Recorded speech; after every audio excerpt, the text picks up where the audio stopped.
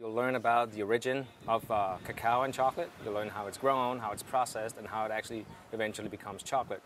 Do we get to taste chocolate at the end? Yeah, that's really what I'm interested all in. Yenny just Love was the history, blah, but blah, come blah, on. blah, blah, cacao, blah, blah, blah, blah, blah. When do we get to the chocolate? We make sure that you're involved from start to finish. So we're like Oompa Loompas for a day. That's right. Chocolate makers around the world have this condescending slogan of saying that chocolate is the best. They're a haughty group, aren't they? They're the chocolatiers. Are they? Well, if you call yourself a chocolatier, it's like a musketeer for candy. For chocolate. Yeah.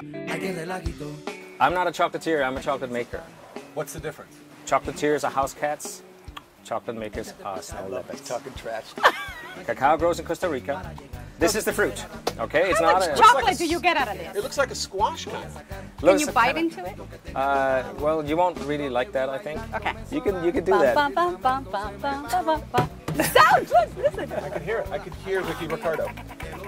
So now you'll see what raw cacao really looks like. Let's get rid of the murder weapon. And you guys ready for this? Oh! All right, here we go. What in the world? That's like alien. I'll give you $1 if you eat one of those right now.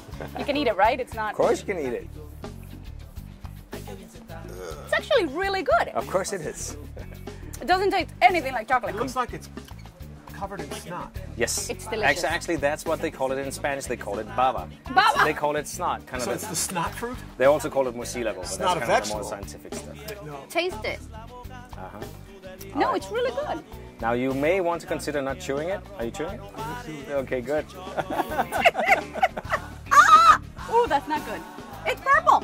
Usually, the darker they are, the more tannins they have, and the more bitter they are. Most experts nowadays basically concur that cacao is most likely the healthiest food on the planet. All right, so how do we turn these cacao beans into chocolate? What we do is that we'll take out all of these beans, take them out of the pod. You'll combine the contents of hundreds and hundreds of pods into sweat boxes, we call them, or fermentation boxes.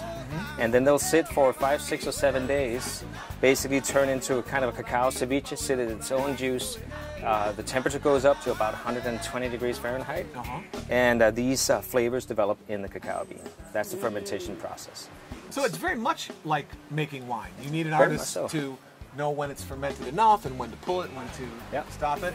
Yep. So that's probably why like famous brands of chocolate all taste differently. Do they source their cacaos from different places?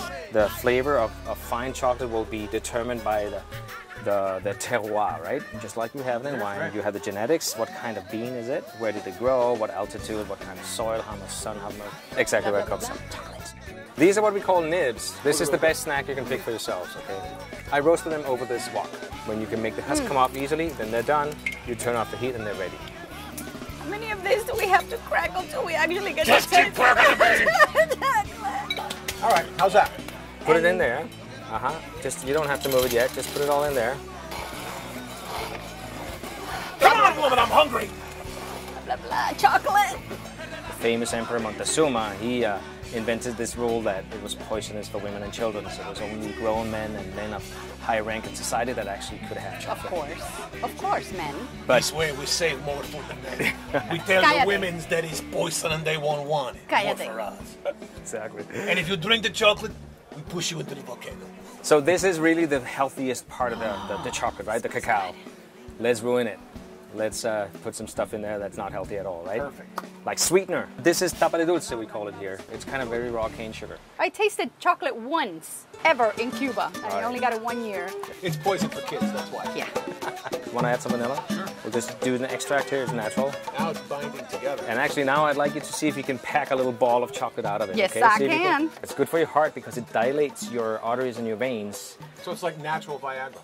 Yes, a chocolate heart. That is adorable. It's good for your heart. Since you're a professional, I would like you to taste my chocolate. Oh, I'll be happy to. And my, wife's chocolate. No! Can you tell us who you think made the better chocolate?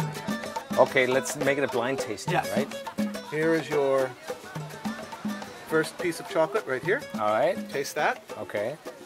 The cacao comes through. Okay. A little bit on the acidic side, okay. Okay. And then the other one. Here's the other one. All right. I think I like the second one better. It's a little more smooth. Henrik likes my chocolate. Henrik, thank you so much for giving us the background and the delicious foreground of how cacao becomes chocolate. Did you enjoy yourself here, maybe? Well, I didn't just like it. I love